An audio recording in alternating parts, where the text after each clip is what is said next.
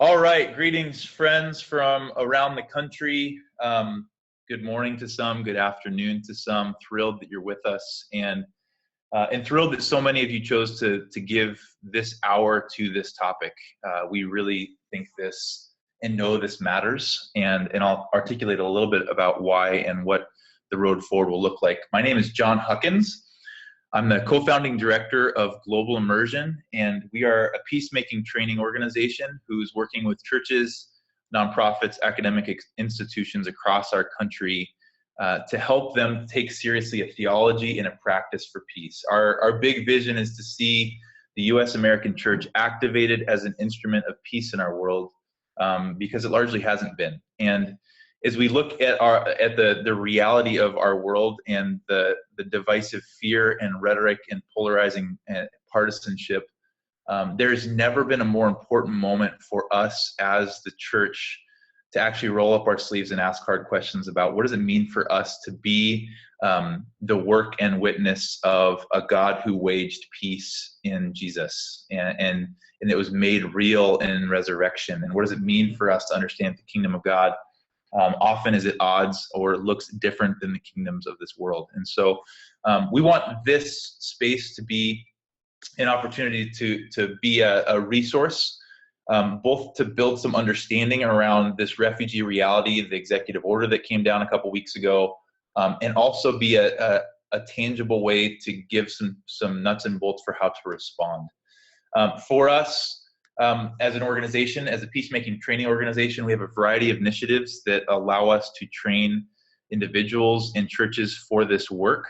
Webinars is one of them. And for us, webinars create a space for us to tap into our network of those that are actually engaged firsthand in some of the most conflicted realities in our world and hear their perspective. We believe that difference and disagreement is not a problem, it's actually a gift. It's an opportunity for us to seek understanding. And so webinars are an opportunity for us to get a variety of perspectives. There's often a conflict that's dividing, that's polarizing in our world. And then we try to identify the people that are actually embedded within that, who are doing God's best work of restoring broken people and broken systems, and give us eyes to see the humanity, the dignity, the image of God in everyone. And this webinar is no different. This has been a topic that has been incredibly polarizing in our country, and the church has just kind of jumped on board with that. And we want to transcend some of that rhetoric and actually move towards seeing the way Jesus sees and give some practices for next steps. Couple things, tangibles here. We are going to have some Q&A opportunities at the end, hopefully. And so there is a Q&A function that you can jump into as participants. We will do our best to respond to those. Our panelists will either write responses in, or we will at the end have about 15 or 20 minutes to have live Q&A that I will read your comments and then give them to our panelists. I want to say this up front because we've gotten a lot of feedback on this. We will not be able to get to all the questions, and so don't take that as us trying to avoid your questions or dodge a hard question. We can only get to so many, and we have a limited number of perspectives. We have 3 panelists today, so this is not the comprehensive perspective of refugees and the executive order. This is one portal into a human understanding of it. So that's some Q&A commentary. We would love for this message to move beyond just our screens and help us offer a constructive conversation to our networks. One way you can do that is to use social media in this. Here is some information on our panelists and how to engage them online, specifically on Twitter. On Twitter. The hashtag for this is RefugeeEO, and there's our panelists' handles that allow you to engage with them and your network in real time. Okay, let's move into this. Couple thoughts to set the tone, and then I'll introduce you to our panelists. One, we are in unprecedented times as a country and as a church that sits within the realities of our country.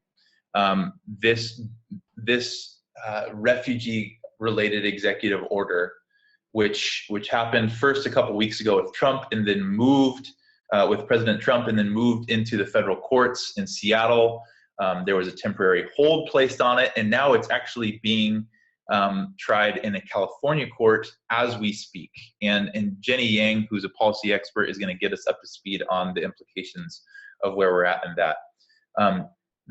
For us as a faith community, and specifically talking to those of you that are Christians, those of you in leadership in churches, the church is having to ask some really hard questions about what our role is in our world in moments like these. And I think for us, this is a moment we have to ask the question, how do we guide our communities into polarizing and divisive moments like this faithfully? Because reality is, in these moments, we have to get really clear on where our primary allegiance lies. We have, as followers of Jesus, this commitment to place our primary hope, energy, allegiance to the kingdom of God. And we are U.S. American citizens, so we have this citizenship responsibility, and we would argue that we aren't trying to subvert our civic responsibilities, but we have to ask, how do we maintain our faithful witness in moments like these? How do our kingdom values inform the way we understand our civic engagement? Because when we begin to have an inverse understanding of these, where our primary allegiance or commitment or hope or energy is put into our U.S. citizenship versus our kingdom citizenship, we can become blind to the areas, the people, the conflicts, the realities we are actually called to move into, and to move into constructively, and to understand the way Jesus has done that and offers that invitation to us. So we have, as Christian leaders, a responsibility to steward our communities right where they are. We get that. And we don't want to, short circuit formation by going too far, too fast. At the same time, we have a responsibility to guide them into the places that Jesus would have us go.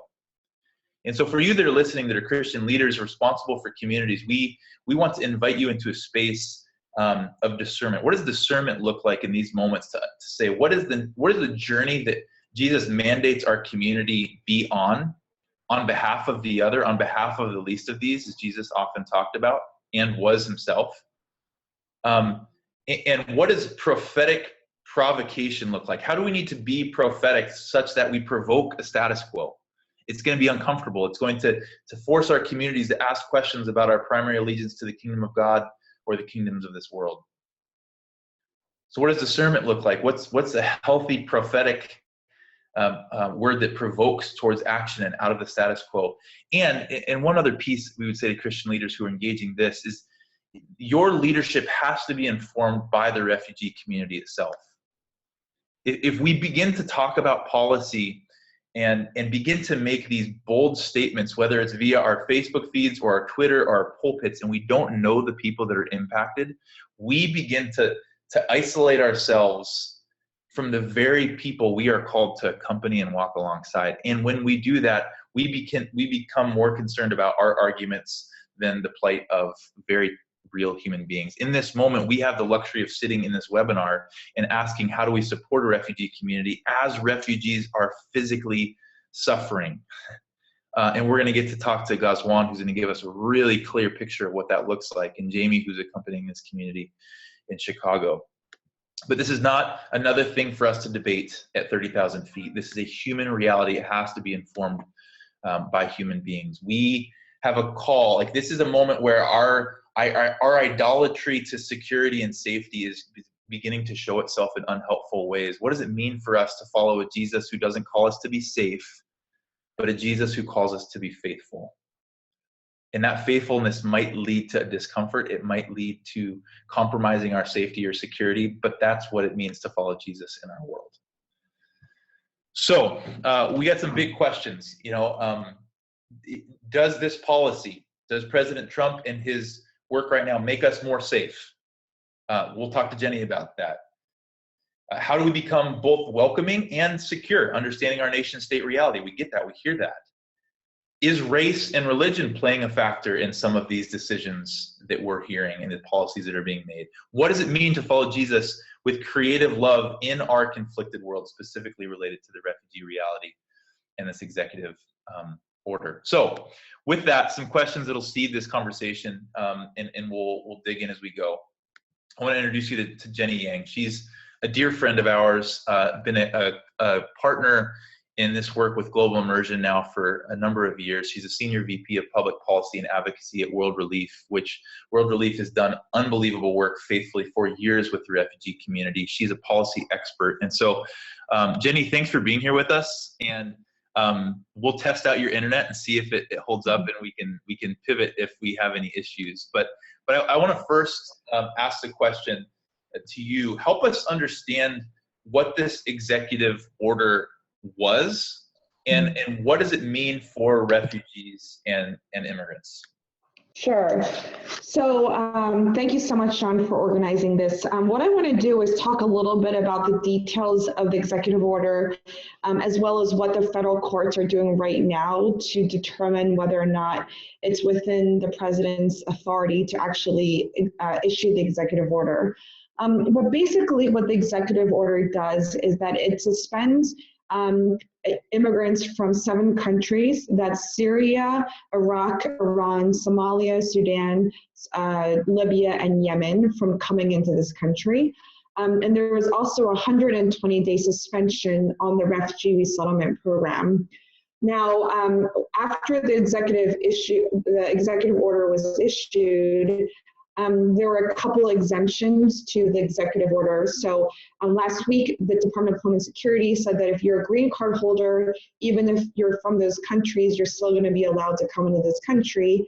And we also made an exemption for Iraqi special immigrant visas. So these are individuals who have actually worked with our U.S. government overseas, supported our troops, and then that's the reason why they're coming into this country. Now, at World Relief, we've had significant concerns about the executive order. Firstly, the executive order actually halves the number of refugees that are coming into this country. So our previous commitment was 110,000, but the executive order cuts that number by 64% to 50,000 refugees, and that's the limit that we can accept per year. The other thing the executive order did for the refugee program is that it actually permanently suspends the resettlement of Syrian refugees, which means that until there is another decision by the president, we are not going to be seeing any Syrian refugees coming in through the refugee program at all until there is a change. The other thing that the executive order did in the refugee program is that it prioritizes religious minorities to be resettled in the United States. And so there's a sense that there's a concern for persecuted Christians, and that's the reason why we have seen a preference for religious minorities. And so what we're seeing right now then is that since the executive order was issued, that we've permanently suspended arrivals for the past couple of weeks. And it's likely that for the next several months, we're not going to see any refugees actually coming in. Now, what's been interesting about the executive order is that there have been several courts that have blocked aspects of the executive order, but the most significant decision was by a federal judge in Seattle who basically said that the executive order is unconstitutional because you cannot ban immigrants from 7 countries, you cannot ban Syrians permanently from the refugee settlement program, and you cannot have a religious preference when you talk about refugee settlement. And so he issued a temporary restraining order so that we could actually continue to receive a small number of arrivals through the program, as well as these immigrants from these 7 countries who can actually come in.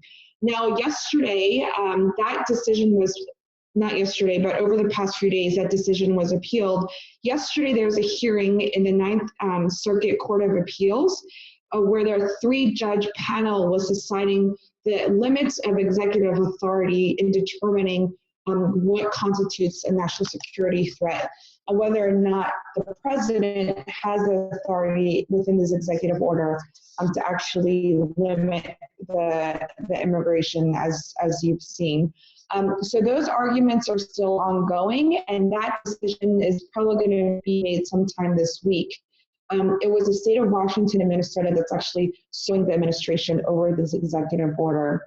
Now, whatever this appeals court, the Ninth Circuit of Appeals, decides is going to be really important, because that decision will be appealed likely, and it'll eventually end up probably at the Supreme Court. Now, because the Supreme Court is the judge Supreme Court, if it does not a decision and becomes a full decision, then whatever the appeals court ruled the deciding decision on this case. So our concern at World Belief has been that the resettlement program stopped and refugees are pretty much not coming in until this federal judge decision to stay. So whatever happens in the appeals court is going to be determinative in terms of what we're going to be seeing. I think our main concern, however, is that has said that some parts of the executive order are potentially unconstitutional. What that order doesn't touch is the numbers. And so the numbers are set by the president. That's in his discretion. Our ability or desire to resettle refugees from 110 to 50,000 means that we're going to significantly reduce any refugees that are coming into the program. Now, there have been a couple of questions that we've gotten. Hey, Jenny, a lot of the questions. Before you go into the questions, would you just cancel your video function, because your audio was breaking up? I want to make sure folks hear what you're saying. Can you turn off just the video so we have extra bandwidth to hear your audio? Perfect. That should do it. Okay, great. So some of the questions we've gotten at World Belief is pretty much what is the security vetting like for refugees? And I think it's really important to understand that of all the immigrants that come into the United States, that refugees are the most vetted individuals to actually come into this country. And so I think it's troubling for us that there's a narrative created of refugees being permanently linked to terrorism, when in our history, there has been no evidence that refugees who have come through that program have ever committed an act of domestic terrorism. So I think it's the narrative that we're creating, that refugees are people to be feared, is unfortunate. And it's actually not borne out in any kind of reality that we've seen at World Belief. I think what we've been urging the administration to do is to say, if you believe that there are security issues with our refugee program, please review those and institute those, but allow the program to continue, because every single day that we are not letting in a refugee, it's literally putting their lives at risk. 70% of the cases we get at World Belief are family reunification cases, which means that the refugees that are coming in are not just coming in and don't have a community, they're actually coming into our country to be reunited with a family member. The other thing I would say as well is that, yes, we do want to welcome more persecuted Christians, and I think that's an obligation that we have to make sure that they're accepted into our program. But the way the executive order reads is that it would give a preference for religious minorities, but it wouldn't actually be based on the standard of vulnerability, which we want to be the focus of their program. So if there is a vulnerable, Muslim refugee, but they're not a religious minority, it's highly unlikely they're going to actually get through the program. So if we have a concern about all refugees, and we want the most vulnerable to come into the program, then I think we need to make sure that we continue to keep the program based on vulnerability on no other factor. I would say that just as a last thing, that we at World Belief worked over the past 2 weeks to convene as many pastors to publicly state their support for refugees. Today in the Washington Post, we published a full-page ad of these leaders. We had an evangelical leader from every state in the country sign on to this letter. And Tim Keller signed on, Bill Hybel signed on to the letter, Max Lucado signed on to the letter, and we're asking any evangelical leader to support us. If you go to worldbelief.org, there's an opportunity for you to sign on to the letter as well. So helpful, Jenny. And to that point, we welcome refugees is a great network organization that's collaborating with faith leaders from across the country to build awareness and tools for engagement. Highly recommend checking them out. They're also involved in that, gaining those voices for that piece today. Jenny, a question that often comes up and has been argued in the last couple of weeks is, this executive order simply puts a pause on the flow of refugees so that we can get things in order, as if the refugee resettlement process is in disarray and that it needs cleaning up. What are your thoughts on that argument, on that commentary, and help us understand, is that the case, or is that argument just a way to justify building bigger boundaries between us and them? Well, I think when we first heard about the executive order, we were really concerned because we felt like it wasn't really needed, because if refugees are the most vetted individuals to come into this country, then is there a need to really pause the life-saving program when it actually has worked to keep out those who intend to harm our country? So why stop something that's working?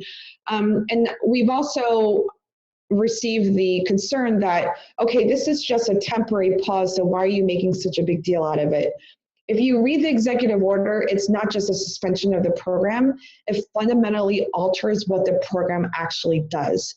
The fact that we're permanently banning Syrian refugees from coming in when they're the third or fourth largest nationality of refugees we're getting in is a significant change to the program.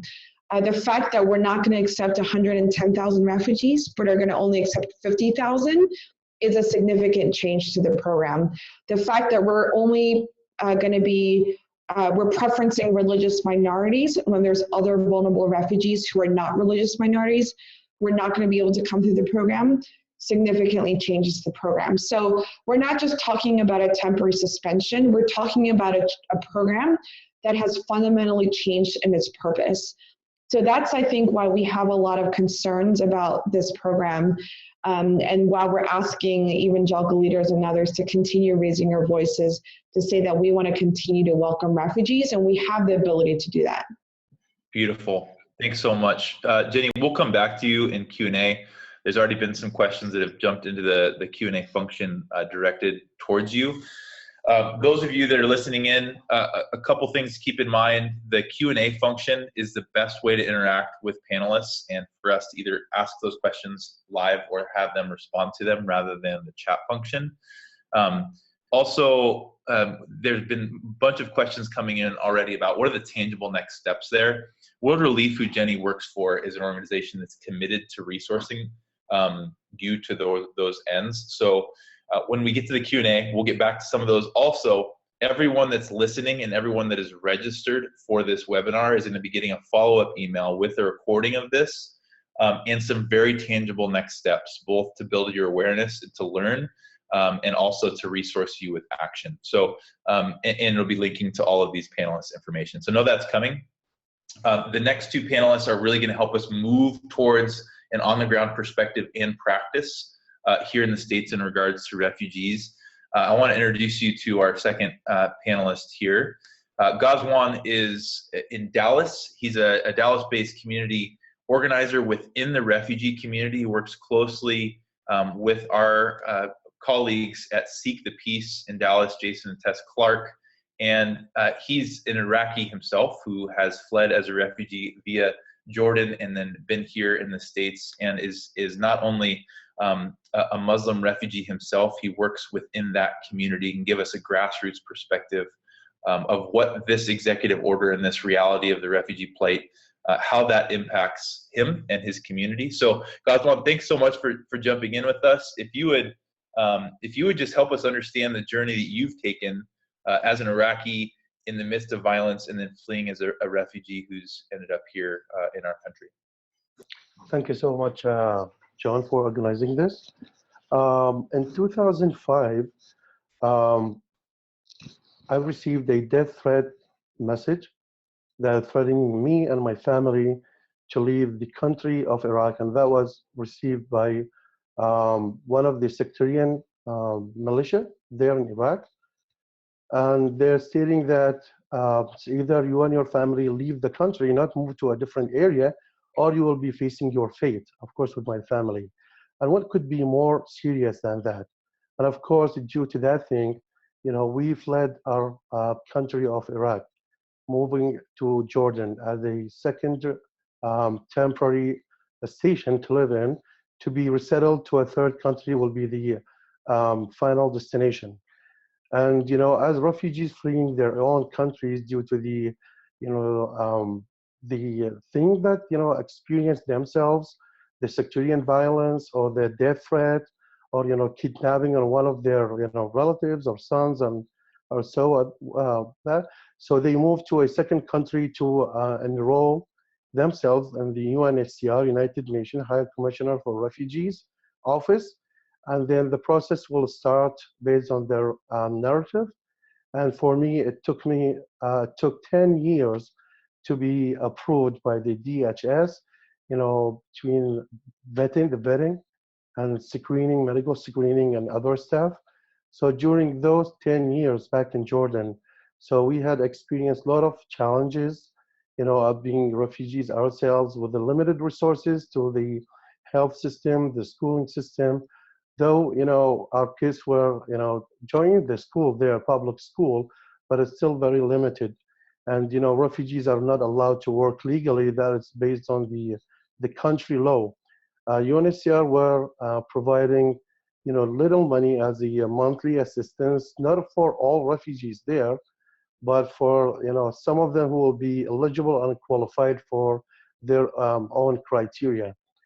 So for me in 2010, I got involved with one of the non-profit organizations that help refugees. Started with them as a volunteer, myself with no experience and with no English at all as well. And then, and shortly after that, I was, hired officially, but not as a, official worker with them, but as a volunteer because, I just mentioned that refugees are not allowed to work, legally there, but as a volunteer, and I was receiving some monthly assistance for living. And as being a refugee myself and working with refugees, so I deeply understand what refugees are, experiencing, suffering from, and what are the challenges they go through, day to day. And what they have no money there to put food on the table, and also for the health system I just mentioned there. And then, after 10 years and, but waiting and waiting and waiting, to be honest, my family and I, I lost hope for tomorrow because, 10 years of being in Jordan with no progress, with not moving. This is not just for me, myself, for all refugees back in the second country, whether they are in Jordan or Egypt or Lebanon, will be the same situation for them. And then also for their children, every day we think of, how can we make, money to put food on the table? How can we feed our children? How can we give them better education? And, and also we go with how and how and how and what if, and there's no answer for that. And then, I have 3 children right now, and they were all born back in Jordan. So 10 years later, I was called to start the process, of being resettled. And it took 10 years and 6 months to be completely vetted and approved by the Department of Homeland Security to come here to the United States. So back in Jordan, while I was doing, this work with refugees, I got to know Jason Clark, who runs Seek the Peace right now, and his wife. They were on a vacation in Jordan, and they were doing, trying to get in contact with any nonprofit who works in the same field for helping refugees, and we got connected, and then we developed a family relationship. So I am a Muslim, and they are Christian. We developed a family relationship, and he offered, when it comes to, because the DHS asked me to provide an American tie and a sponsor who can sponsor me. Jason and Tess were the first people who offered that to sponsor me. And in fact, they welcomed me here to the United States with open arms because that's who Christians are, welcoming Muslim people, protecting them, helping them out. He was the person who picked me up at the airport with 10 big suitcases, and 3 of my children and my wife as well. I was really happy because he was, waiting for me at the airport, and also welcomed by the Dallas Christian people here with open arms. I was so happy, but you know, still thinking on the refugees that still back in Jordan, Lebanon, Egypt, and they cannot, be back in the process due to the executive order that was announced there. Do my work with Seek the Peace as the community liaison officer, and visiting families and working with them day to day here in Dallas, Texas. I'm experiencing that refugees are really scared because now and after they were approved and came back, I mean arrived to the United States to live in peace and safety, they started another different stage of their fears. Now they know nothing about what will happen tomorrow due to that. Will they be forcibly sent back to their own countries? For example, if they fled Iraq, will they be sent back to Iraq? Will they be sent back to Syria to face their fate? And they're really scared, they're not functioning well. They keep asking me questions about what will happen to our, for us being here. Uh, to be honest, no one, it's all in the air. There's no answer, no specific answer. It's just calming them down and telling them that, all Christian people, all Jewish people, they are united together. They're standing beside us. And I'm really so proud of, at the airport last week, the Dallas people and across the United States of America, all the people, all Christian people, all Jewish people, all Hindus, all different religion here. They went out, they stood beside refugees, beside Muslims, welcoming them with open arms. And this is what, United States of America looks like. This is who the great people of the United States look like. That's so good. Thanks, Gazwan. And I would just actually, and I would offer this as a resource, Fuller Theological Seminary, which is actually where I went for my master's degree. Personally, they just came out with a study, a really robust study through their psychology department on the impacts of the potential for deportation on refugees and immigrants, like folks that have landed here in the States and whose parents might then be sent back. Just knowing that's a possibility and how that impacts the psychological health of children. Many children who actually do have citizenship, whether they were born here once their parents came, as refugees or as immigrants. And the study says that the trauma that those kids have just with the thought of their parents being potentially deported is as bad as a lot of PTSD from soldiers coming back from war. And so like when you said that, Gazwan, that really stood out to me, is that there's a psychological, emotional reality that's happening. As we talk about the politics and the policies that's happening within the community, one of our dear friends is undocumented, was in our home last week when this news came down, and her kids are citizens, and they're the exact people that are in this situation. And they're talking about these conversations they're having of, Mom, what happens if you get sent back? And it's a very traumatic reality. I'm curious for you to lean back into that a little bit among your community there in Dallas and the refugee community you work with. How, like, are those conversations being had, or does the community just kind of tuck them away because it's too painful to talk about, and you exist with that trauma? Or is there support or resources that's helping the community through this kind of ambiguous, difficult season? Yes, John. So it's been going on. So whenever, I visit a family, refugee family, a Syrian family, Iraqi family, or Arabic speaking, refugee family, those, kind of questions are being asked. And I'm going to give you an example. For my family, we are refugees as well, and we've been here for 2 years. So after arriving to Dallas, 2 years ago in 2015, January 2015, and it started, with a very peaceful life and a safety. And of course, my wife volunteered herself at one of the elementary schools here because she's a civil engineer herself. And, she volunteered to help with the ESL classes for newcomer refugees. They have the barrier of their language. And, I've been having, very smooth life until that order, went down and announced, then my wife, started to just keep thinking. This is, an example of how refugee think about that thing. And she's been under a lot of, stress, and this is a trauma. And she's been traumatized because now she doesn't know how will we function tomorrow. What will happen tomorrow? Are we going to have a hope for tomorrow to live? Are we going to send back to our countries, as I mentioned? And to be honest, the last week my wife, didn't send the kids to school because she was afraid that something will happen at the school after that executive order. She might, some teacher or principal, kick the kids out of the school. They will be bullied by another non-Muslim kids there at the school, beating them hard, or chew whatever they will do, because it's all in her mind. So thinking about that. Now, how can I save and keep my family and safe? How can I keep my kids safe? So after we came here to the States, and experiencing real safety and a peaceful life. Now it's happening, again. So most of the refugees, they come to the United States having PTSD, post-traumatic stress disorder. And that what happened with my wife. Now she's, very scared. She cannot sleep. She's not sleeping well.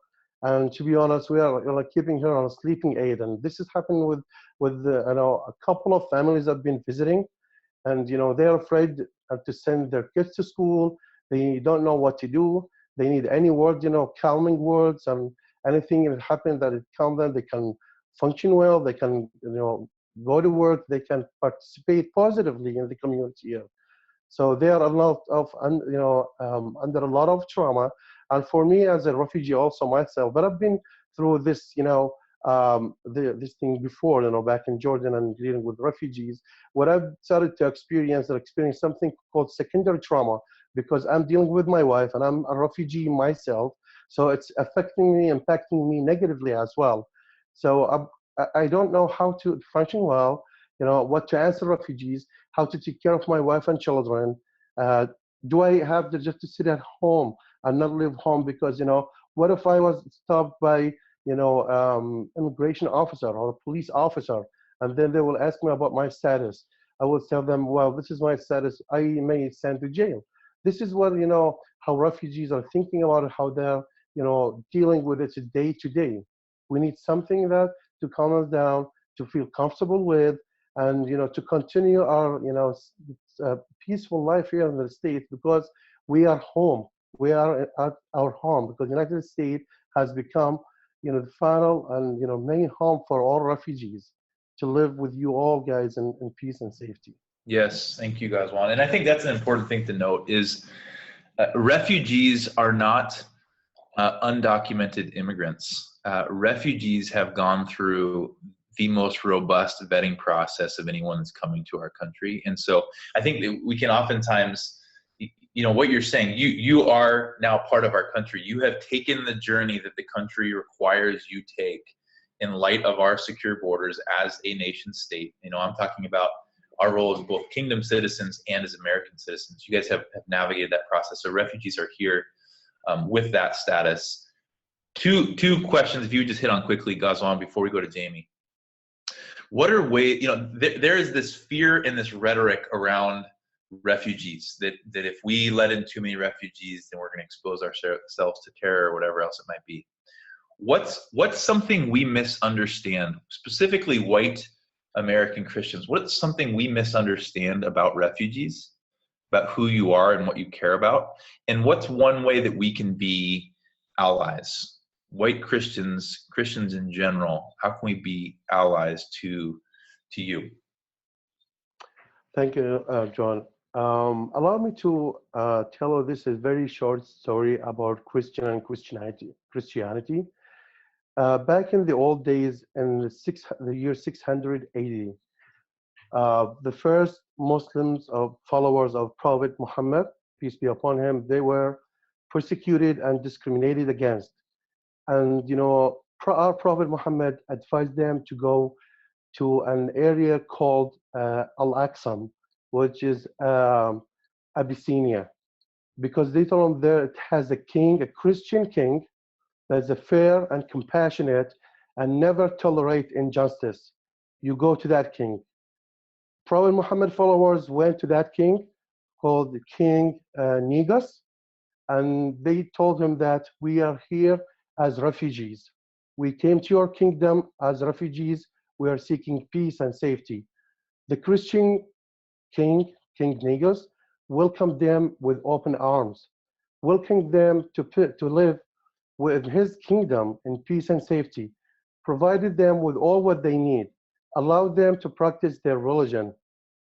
That kingdom, the king and the people of that kingdom loved the Muslim people and supported them.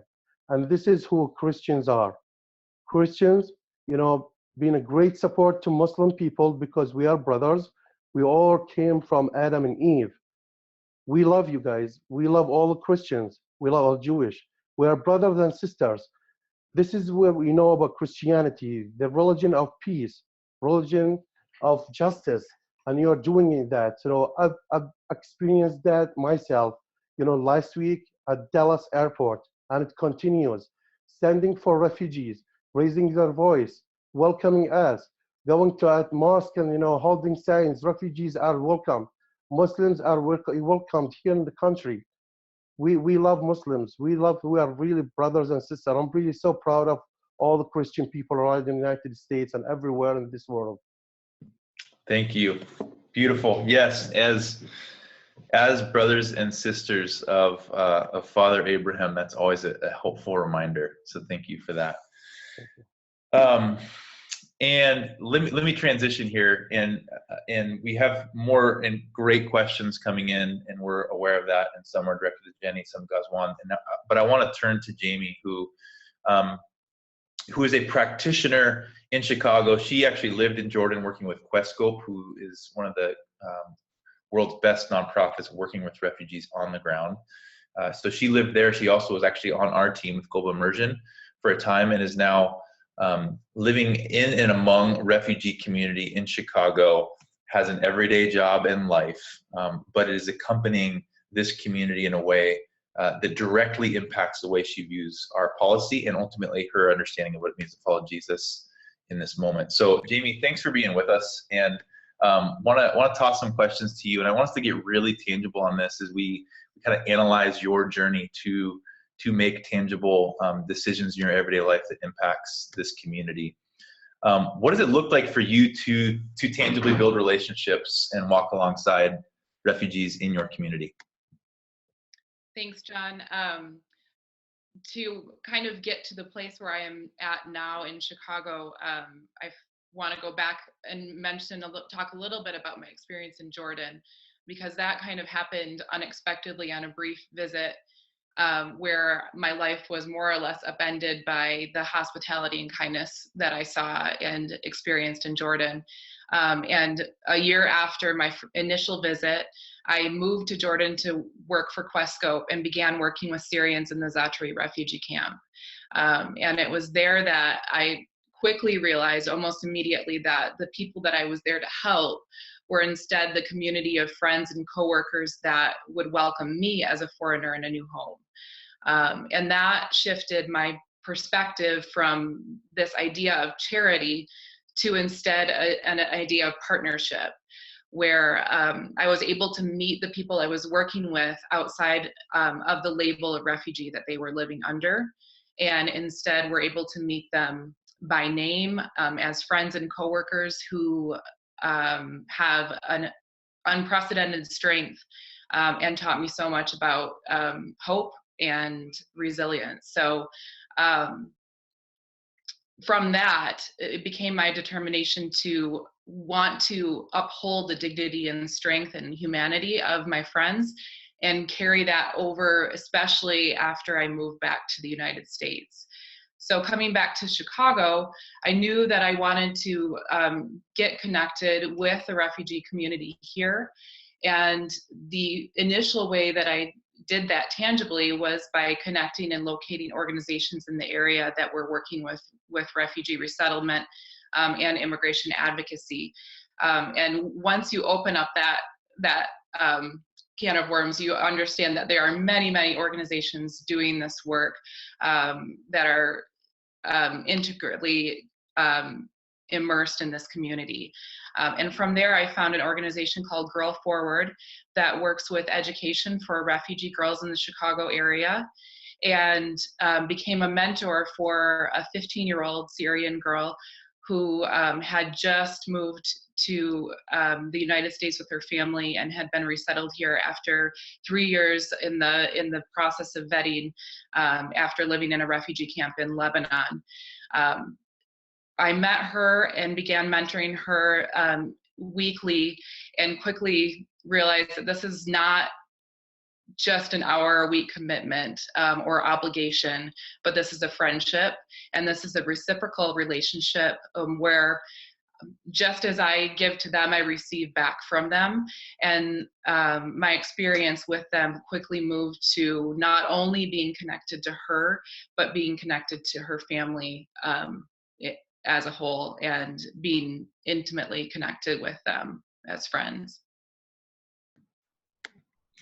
That's so there's something about the human relationship, obviously, that that impacts the paradigm we often have for we are going to go like fix someone else's problems, but in a relationship you realize they're actually doing something for you, like you're being shaped in a unique way. Would you talk a little bit more about that? Like how is this journey actually informing your discipleship journey as a follower of Jesus? What are you learning about yourself through this? Well, I think, any relationship we enter, recognizing the privilege that we have as white and as Christian, that any relationship that we enter into with a marginalized or vulnerable population, we immediately have to shed and eliminate that power and privilege that we carry. And to me, what that looked like is not only giving up that power, but letting them lead, and recognizing that as a person in relationship with them, I may have the resources, but they need to have the answers, and I need to let them have the answers. So, for example, one area that kind of bonded our human relationship was the family that I am friends with here. Their house was burned down a year ago, and that kind of sent us into an acute crisis where once again we were having to gather and rally the community around this family to help them. But what was important in that situation was to let them guide that process, and to join with them just in simple presence and solidarity, not by coming and saying, here are the answers that I have, here is how I will help you, but instead asking, how can we help, and what do you need? So I think it's kind of giving up the that power to them, and that helps to establish more of a human relationship that is reciprocated and not an unbalanced relationship. How have you, one thing we often talk about in our peacemaking framework is that for us to immerse, like to move into the story of people who look or think or act or believe differently than we do, requires that we move from this us sphere, like the people where we find our identity ethnically and religiously and culturally, and move towards the them, like the other. And when we do that, we often get more critique from those closest to us, more misunderstanding than we do from others on the outside of our core community. What's that journey been like for you as you move into this? Like, what are people concerned that you're working with the refugee community? Are they misunderstanding why you give your life in such a way? Why you're hanging out with people who have a different religion in some cases? Like, what's some of the journey you've been on with dealing with those questions? I think definitely from transitioning, especially, there's a lot of question of why would you move to Jordan, isn't unsafe, and the general and obvious questions like that. And then coming back and working intimately with this community and surrounding myself with them in a way that is not, like I said, like a business partnership, but these are my friends. I think what I often felt misunderstood, and a lot of questions and a lot of concern about the work I was doing. But I think where I made a transition out of that and have kind of been able to bring my family and my friends along with me in that journey of understanding has been changing my language. So because I have daily relationships with this community, now I don't speak about them as refugees. They exist. I speak about them as I would speak about any of my friends. They have names, they have stories, my family has met them. And that has helped realign the thinking surrounding these communities, is when we take them outside of the labels that often are associated with fear, and instead are able to talk about them and about our relationships in more of a daily life way. I think that automatically shatters the fear that unfortunately surrounds these terms that shouldn't be associated with the stereotypes and fears that they carry. Yeah, that's good. It goes back to one of the things I said in our opening is, the Jesus we follow doesn't call us to lives of safety. Jesus calls us to lives of faithfulness. And so what does faithfulness look like in the context of relationship? No matter where that person's from or what they believe or think, like, what does faithfulness look? What's the next best way to be faithful? To understand that my security and safety can't be my primary, decision-making palette here. Like it's what does faithfulness look like? And I hear you describing that. As you're walking with this community in this moment, especially in the last couple of weeks since this executive order came out, what's unique about this moment? Are you hearing their concerns? Are they not as concerned as we'd anticipate? Like, what's been the pulse on that community from your perspective? So one of the things with my involvement with this community is also it's open. My whole life is surrounded by a community of people either living this reality or immersed in working in this reality. So what I've been hearing is just a mourning of what is happening and an uncertainty. And I think Gazwan also spoke to this too. But I think it's important to understand that for wherever refugees or immigrants are at in the resettlement process or in integrating into life here in the United States, this kind of reopens all of those wounds of feeling the sense of home, feeling a sense of belonging, and it reintroduces a fear that that they maybe had when they first came and were starting to get acclimated and now are questioning it again. Am I really welcome here? And so I think that's one thing we as citizens here need to know, that these people need to feel welcome. And we need to do everything we can to make that known by making our voices heard in support and solidarity with them. Good. Thanks so much, Jane, for your not only for your contribution here, but for your work and witness every day. It is a prophetic sign of the world made right that we need to be reminded of on a regular basis. Jenny, I want to go back to you, looking at a lot of these questions coming in and knowing I need to summarize them.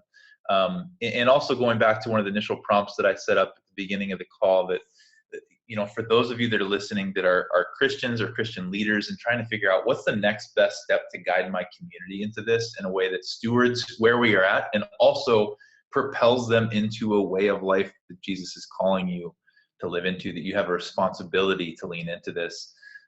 Jenny, what would you say to those leaders? Like, what's the message, the word, the resource that those leaders need right now to not only bring this up with their community, but invite their community into better understanding and practice around this? Yeah, this is Jenny. Thanks for that question. I think we're in a crisis of discipleship in this country. And the reason I say that is because the way that we are responding to refugees is not coming from our belief in the Bible and what the Bible teaches. Is coming from media and social media. And I think for churches, especially, and church leaders, there's a responsibility to bring back discipleship into the local church and really provide tools and resources to have conversations about how we're responding to refugees within the local church. And it's an opportunity for discipleship, because I think how we as a church respond to refugees and to people who are different than us speaks fundamentally about what we believe about the gospel itself. And anytime I think there's a fearful response or a response that's actually not rooted in the facts of what's happening, it gets us off mission, and it really detracts, I think, from the work that God calls us to. There's a couple resources that I at World Belief we've developed. The first is we developed something called the I Was a Stranger Challenge. Actually, the U version of the Bible on your Bible app has this challenge on there. And so if you want to challenge your congregation to read 40 verses of scripture related to immigrants in the Bible, the I Was a Stranger Challenge is actually right on your YouVersion Bible app. So that's an easy resource that people can use to just get people to read scripture and to understand God's heart for immigrants through what the Bible actually says. And the other thing I would say is there's a book that my colleague Maggie Sorens, Isam Smear, and Stephen Bowman wrote called Seeking Refuge. And it talks about a Christian response to the refugee crisis and has a lot of good factual information and theological points about welcoming the stranger. The third thing I would say is if you go to World Belief's website, the letter is, I think, just a first response that we've issued for Christian leaders to publicly talk about your support for refugees. But if you sign up for our newsletter, we're actually sending out resources for church leaders specifically to actually start conversations in your churches, even preaching from the pulpit about what it means to welcome the stranger. Beautiful.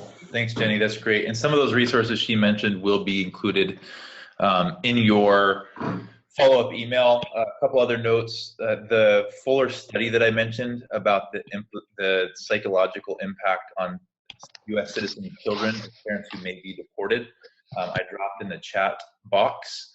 The book, Seeking Refuge, that Jenny just mentioned, is also in the chat box that you can link to. Goswan and Jamie, I'm gonna turn the corner to the finish because we only have 4 minutes left. But if there is anything that you just need to say to this community that's listening right now, go for it. Thank you, John. The last thing I would like to say, first of all, I would like to deeply thank you, all the Christian people across the United States and everywhere in this world, for standing beside your brothers and sisters, Muslim people, standing for this cause, supporting, your brothers and sisters, welcoming them, raising your voice, talking to your congressman, and fighting for that cause, and until that executive order will be demolished and sometimes go down. Thank you so very much for every single person who feels that the refugee life and immigrants' life matters. Thank you very much for all of you who have sons, children, daughters, nieces, and nephews, because all refugees have the same. Thanks for the humanity you all have, because we are all human beings. Refugees and immigrants are human beings just like you and I. They have flesh and blood. Thank you so very much to all my brothers and sisters in Christianity. Thank you for every Jewish person, Hindus, to everybody in this world who supported us and will be keeping it up to support the cause. Thank you so very much. Thank you, my friend. I appreciate that. Jamie? Yeah, I just want to thank you guys all for creating this space, but also I think this is a new space that we find ourselves in. And I know that personally, everything that I thought I knew about engaging with this community has now all of a sudden changed.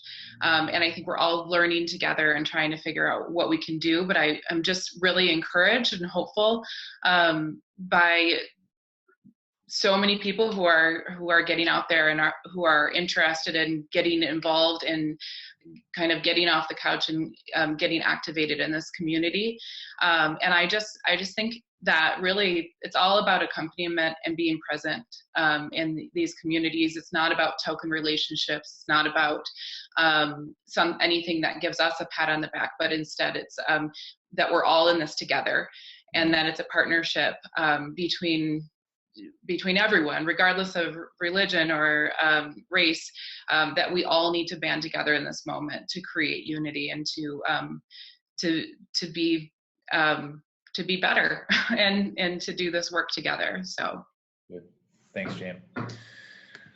Friends, let me offer this closing word. One of our mentors, John Paul Lederach, in peacemaking academia, also a practitioner, he offers us this framework for engaging conflict called conflict transformation, where the main thesis of this says that conflict is actually not a problem, it's an opportunity. That we don't have to see conflict, we don't have to see moments like these as this problem that we have to fix and just perpetuate the divide. It's actually an opportunity for us to grow, for us to become whole, for us to develop deeper, stronger relationships, for us as the Jesus community, as the church, to actually live out the faith we talk about. And so what if there's a way for us to see this moment as an opportunity for us to be the very best witness of a Jesus who not only was a refugee, but continually cared for by crossing borders and boundaries, cared for the other. Understanding, again, going back to my earlier point, we find ourselves in this place where we have a primary allegiance to the kingdom of God and all that values, and we also have the secondary allegiance to be citizens of our country. How do we, you as leaders, how do you have that discernment to walk that line in such a way that provokes action within your community to move towards this kingdom call and value, while at the same time stewards and acknowledges this national responsibility? So for you as leaders, may you have discernment in that way. You know, Karl Barth, theologian, says we have to hold the Bible in one hand and the newspaper in the other. If our Bible, if our understanding of faith just kind of removes us from the realities of every day, then what's the point? A gospel that actually informs our everyday actions and relationships and our posture and our practice towards the other, that is where the good news actually resides.